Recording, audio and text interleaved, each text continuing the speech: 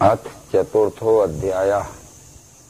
श्रीमद् भगवद गीता के ज्ञान कर्म संन्यास योग नाम का चौथा अध्याय प्रारंभ हो रहा है। जिस अध्याय का जो नाम रहता है उस अध्याय में उसी विषय को सुस्पष्ट करके श्री कृष्ण जी ने समझाया है। अध्याय का नाम एक निश्चित संस्कार युक्त होता है। दूसरे अध्याय का नाम था ज्ञान योग, तीसरे अध्याय का नाम था कर्म योग। जब ये समझने लगे लोग कि ज्ञान से कर्म का और कर्म से ज्ञान का तादात्म्यता का कोई संबंध नहीं है, इस चौथे अध्याय में ज्ञान कर्म संन्यास योग नाम दिया कि जिसने अपने ज्ञान को कर्म में और कर्म को ज्ञान में एक रूपता में जोड़ दिया है, तो संन्यास यानी फलाशक्ति छोड़कर जो निष्काम भाव से सेवा करता है, यह भी इस अध्याय में समझाया गया है। परंतु इसकी परंपरा कोई नवीन नहीं है, कोई कल्पित नहीं है। परंपरा का ये पूर्व युगों का भी प्रमाण देते हुए श्री कृष्ण जी कहते हैं, मैंने यह स्थायी योग आदि में सूर्य से कहा, मनु ने सूर्य से पाया, इक्ष्वाकु मनु से गए। ऐसे परंपरा प्राप्त राजऋषियों को मिला, सो बहुत काल जाने से पार्थ योग मिटा यहाँ। वही ये पुराना योग मैंने आज तुझे कहा, भक्त है तू सखा मेरा, इससे श्रेष्ठ भेदिए। इन तीन श्लोकों का आशय यह है, ये दिव्य चक्षु योग जिससे विश्व ही परमात्मा है, यह प्रत्यक्ष दर्शन बोध होता है, कोई नया नहीं है। युग के आदि में कश्यप पद्धति के ज्येष्ठ पुत्र विष्णु नामक शरीरधारी विभूति के पास था। विष्णु ने अपने ज्येष्ठ पुत्र वैवस्वत मनु को यह परमात्मा दर्शन कराने वाला योग दिया, और मनु ने अपने ही पुत्र इक्ष्वाकु को, जो भगवान श्री रामचंद्र जी के ही पूर्वज थे, इस विश्व ही परमात्मा है यह दर्शन कराने वाला योग दिया। उसकी परंपरा बराबर ये भगवान श्री रामचंद्र तक आई, और भगवान श्री रामचंद्र ने भी इसी विश्व रूप दर्शन का ज्ञान अपने भक्तों में प्रचार किया। पहली ही भेंट में मारुति भक्त हनुमान को ये बतलाया कि सो अनन्य जाके यसमति न टरे हनुमंत, मैं सेवक सचराचर रूप स्वामी भगवंत। अनन्य भक्त होने के लिए बुद्धि में ये पक्का निश्चय स्थिर होना चाहिए कि मैं सेवक हूँ, और ये चराचर सृष्टि के रूप में जो दिख रहा है यही हमारा स्वामी भगवान है, परमात्मा है। यह निश्चय जिसकी बुद्धि में स्थिर हो जाता है वह अनन्य भक्त नाम से वेद उपनिषदों में जाना जाता है। परंतु अर्जुन के मन में एक शंका आई। अर्जुन पूछता है कि तुम तो अब जन्मे हो आदि में जन्म सूर्य का, मैं कैसे जानूं योग ये तुमने उससे कहा। उसने शरीर दृष्टि से ये विचार किया था कि श्री कृष्ण से कहा कि तुम्हारा जन्म तो द्वापर युग के अंत में वसुदेव और देवकी के घर में हुआ है, और तुम कहते हो कि मैंने ही सतयुग के समय ये आदि नारायण को कहा था, तो ये तो तुम्हारा जन्म अभी हुआ है, और वो हजारों वर्ष पहले विष्णु नामक शरीरधारी विभूत थे। कृष्ण ने इसको जिस दृष्टिकोण से बताया था वो समझाने का अर्जुन को यहाँ से प्रयास किया। मेरे तेरे बहुत जन्म हो चुके हैं, परंतप वे सब जानता हूं मैं, पार्थ तू जानता नहीं। मेरे और तेरे बहुत जन्म हो चुके हैं, मैं जानता हूं, अर्जुन तू नहीं जानता। इसका भी लोगों ने गलत अर्थ किया कि कृष्ण जी अपने पूर्व जन्मों का हाल इस तरह जान रहे थे कि कृष्ण जन्म के पहले मैं किस माता पिता के घर में उत्पन्न हुआ था, मेरे कितने भाई बहन थे, मकान कैसा था, मेरा उद्योग या पेशा कैसा था, यह कृष्ण जी नहीं बतलाना चाहते। जो विभूति पद पे आता है तो वो ये जानता है कि 4 खानी 84 लाख योनि का चक्कर काट के अनेक जन्म के पश्चात ये मनुष्य जन्म लेता है। कुछ जन्म पशु स्वरूप मनुष्य में लेके रजोगुण प्रधान मनुष्य होता है, फिर रजोगुण प्रधान मनुष्य होने के बाद सत्वगुण प्रधान मनुष्य होता है, वह नरकोटि का मनुष्य है। तब उसको परमात्मा जानने की इच्छा होती है। सदगुरु से दिव्य चक्षु प्राप्त होते ही विश्व ही परमात्मा यह जानता है, तब उसको विज्ञान प्राप्त होता है। विज्ञान में बहुत जन्म लेने के पश्चात उसकी जब निरिध्यास अवस्था होती है तब वो विदेह मुक्त होता है, और विदेह मुक्त में भी बहुत जन्म लेने के पश्चात वह जीवन मुक्त होता है। यह जीवन मुक्त पद ही ये अवतार का निज पद है, यानी विशेष विभूति के बौद्धिक उत्क्रांति का पद है। इस जीव के उत्क्रांति तत्व की दृष्टि से श्री कृष्ण ने ये कहा था कि बहुन में व्यतीतानि जन्मानि तव चार्जन तान्यहम वेद सर्वाणी न तुम वेद परंतप। इन सब बातों को देखते हुए अंत में कृष्ण ने ये भी कहा, यदि आत्म तत्व की दृष्टि से देखना चाहते हो तो जन्म नाश बिना मैं हूँ, भूतों का सब देव मैं, मेरे स्वभाव के द्वारा इच्छा से जन्म है मुझे। परंतु आत्म तत्व की दृष्टि से ये संपूर्ण विश्व ही मेरा स्वरूप है, ये ना बनता है, ना मिटता है, ना घटता है, ना बढ़ता है, और ये विश्व रूप परमात्मा ही अपने पराशक्ति के स्फुरण से पुरुषोत्तम अक्षर और क्षर इस त्रिपुटीमय लीला सदैव करता रहता है। यह ज्ञान जिसको हो जाता है वह वास्तव में मेरे स्वरूप का जानने वाला है, और यह ज्ञान योग देने के लिए ही मैं अवतार के स्वरूप में इस मानव जगत में आता हूँ। आती है जब ही गिलानी भारत निज धर्म में, अधर्म बल पाता है लेता हूँ तब जन्म में। ये सज्जन वृत्तियों के मनुष्यों को कल्याण में लाने के लिए और दुराचारी दुष्ट प्रवृत्ति के लोगों को दमन करके दबाने के लिए युगों युगों में मेरा जन्म होता है। धर्म गिलानी का जहां तक संबंध था वह हम पहले ही बतला चुके हैं। ये विश्व ही विश्वरूप परमात्मा है, यह निश्चय हमारे अंतःकरण में धारण हो जाना ही धर्म है, और विश्व ही परमात्मा है, यह निश्चय अंतःकरण में धारण न होना ही धर्म गिलानी है। इस तरह से ये धर्म स्थापना के लिए आता है, विश्व का ज्ञान अंतःकरण में स्थापन करने के लिए आता है। ये कहते हैं जन्म कर्म च मे दिव्यम एवं यो वेति तत्वतः त्यक्त्वा देहम पुनर्जन्म नेति मामेति सोर्जन। मेरे इस अवतार या विशेष विभूति रूप से जन्म धारण करने को और विश्व ही परमात्मा है यह मानव मात्र के अंतःकरण में निश्चय धारण कराने के कर्म को जो दिव्य योग के द्वारा तत्वतः जानता है वह अवश्य ही जन्म मृत्यु के भय से छूट जाता है।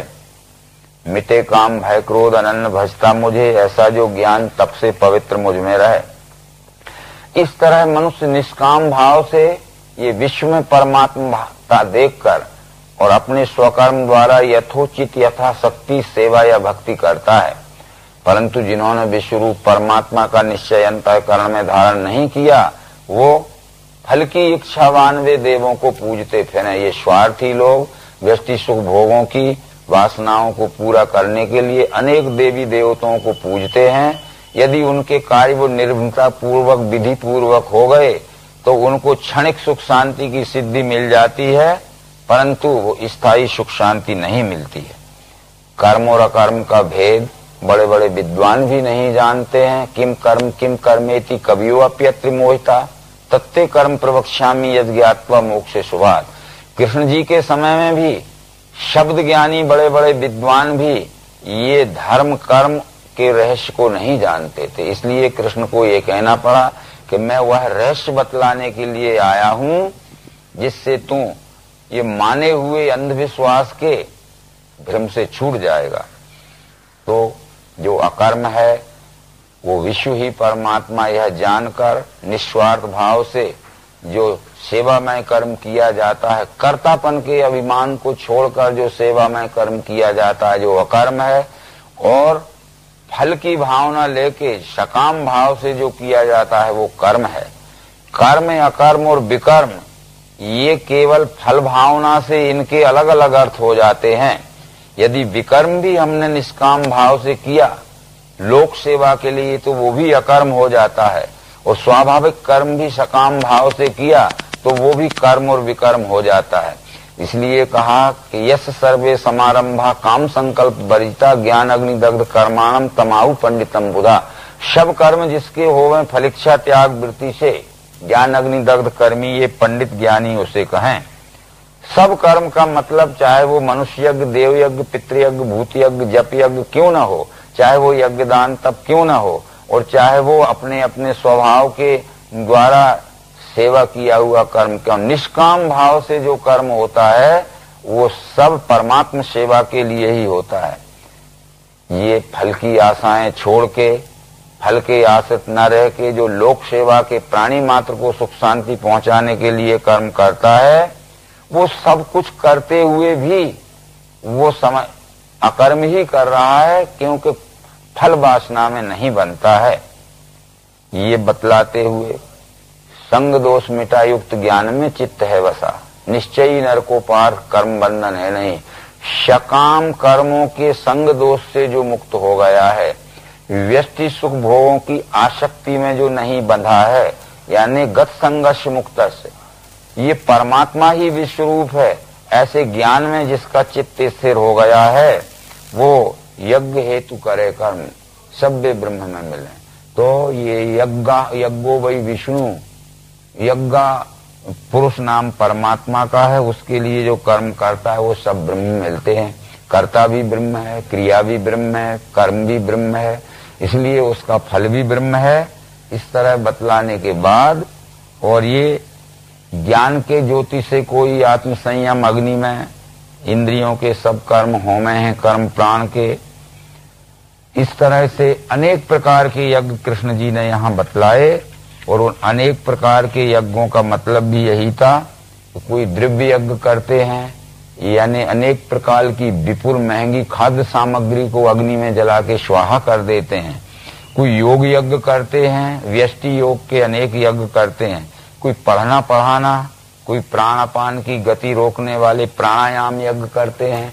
कोई थोड़ा खा के इंद्रियों को संयम में रखना चाहते हैं। तो कोई ऐसे मनुष्य हैं जो इंद्रियों को मनचाहे सुख भोगों में लगा के वो ऊब जाएंगी, उपराम हो जाएंगी, तब अपने आप उनका स्वार्थ भाव छूट जाएगा।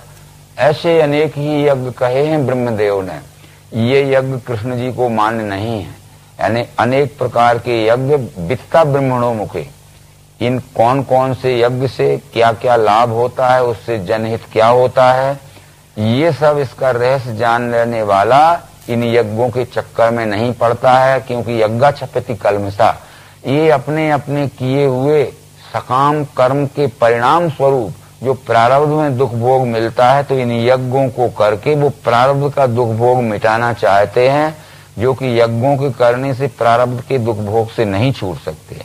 परंतु यहाँ से कृष्ण जी अपना स्वकीय विचार बता रहे हैं कि ये द्रव्य के यज्ञ से श्रेष्ठ अर्जुन ज्ञान यज्ञ है, अंत में सब कर्मों का लय है ज्ञान यज्ञ में।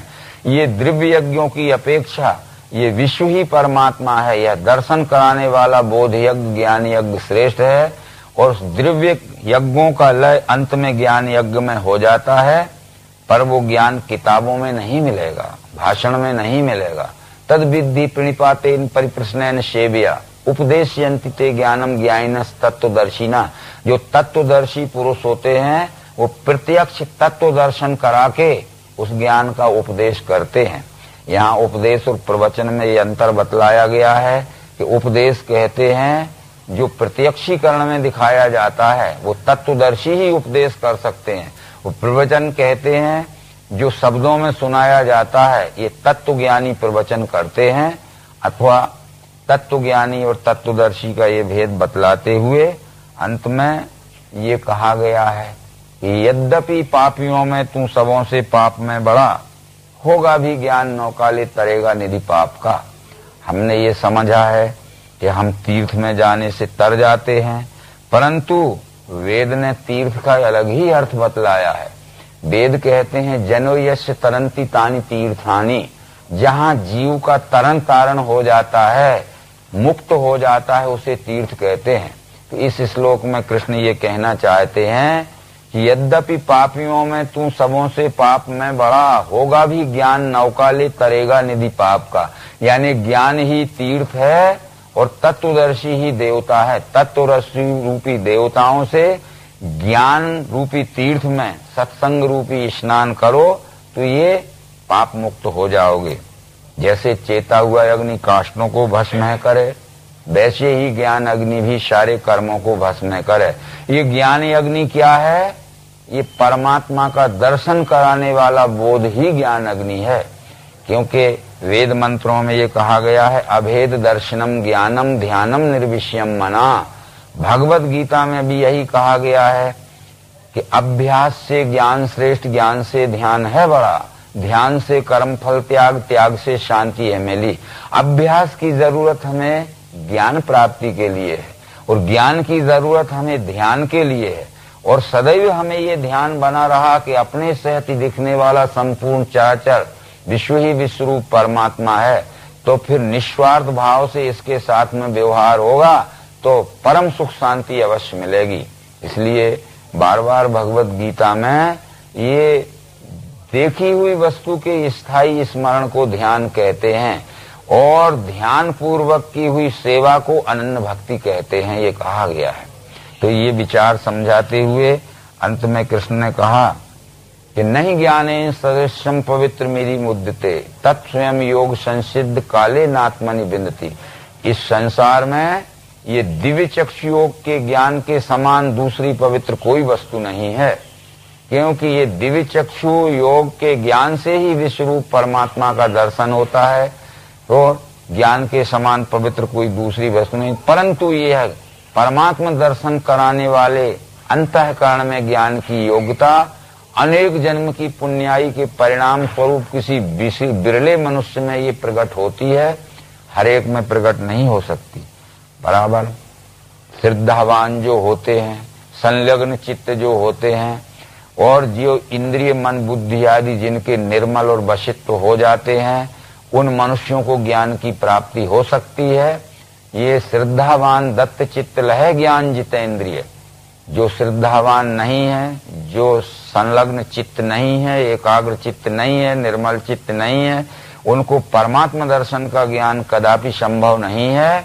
और जब तक परमात्मा दर्शन न होगा तो स्थायी सुख शांति नहीं मिलेगी। ये बतलाने के बाद ही अज्ञानीहीन श्रद्धा से संशयी नाश में मिले। जो अज्ञानी रहते हैं, जो श्रद्धा रहित रहते हैं और जिनके चित्त में निर्मलता नहीं रहती है, ऐसे संशय और विपर्य में पड़े हुए लोग ये परम विश्व में परमात्मा स्वरूप का अनुभव नहीं कर पाते हैं। इसलिए प्रत्यक्ष विश्वरूप परमात्मा के साथ उनका दुष्टाचार का, दुराचार का दुर्व्यवहार होता है और जो वास्तव में कल्पना है, निराभिर्म है, उसको परमात्मा जान के अनेक प्रकार की पूजा पाठ करते हैं। तो ये अज्ञानी लोग हैं जिनका निर्मल चित्त नहीं है। निर्मल चित्त न होने से जिनको अंतःकरण में ज्ञान का प्रवेश नहीं हो सकता है, ऐसे संशयी पुरुषों का अवश्य पतन होता है। दोनों लोग गए उसके मिले न सुख शांति का। उनको इहलोक यानी वर्तमान जन्म में और परलोक यानी भविष्य में लेने वाले जन्म में सुख शांति कभी नहीं मिल सकती।